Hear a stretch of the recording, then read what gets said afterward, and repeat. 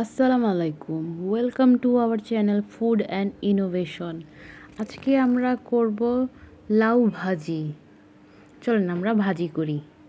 First একটা কড়াইয়ের মধ্যে পরিমাণ মতন তেল নিয়ে নিলাম, দিয়ে দিচ্ছি কয়েকটা শুকনা মরিচ।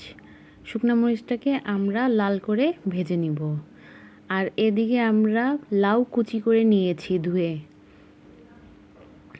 আমাদের শুকনা মরিচটা ভাজা হয়ে গেছে, এখন আমরা তুলে নিচ্ছি। এখন দিয়ে দিব সামান্য পরিমাণ জিরা, সাথে দিয়ে দিলাম পেঁয়াজ কুচি। এখন একটু ভেজে নিব।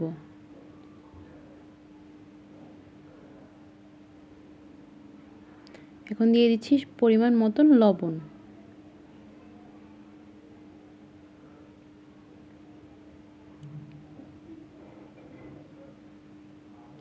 আমাদের পেঁয়াজটা ভাজা হয়ে গেছে, এখন দিয়ে দিচ্ছি লাউ কুচি। এখন সুন্দর মতন নেড়ে দিব।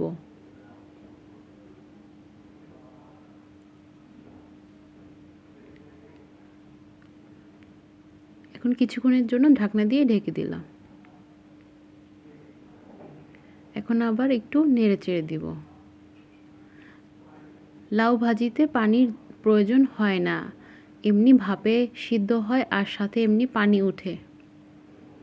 এই পানিতেই লাউটা সিদ্ধ হবে। এখন দিয়ে দিচ্ছি শুকনা মরিচগুলা।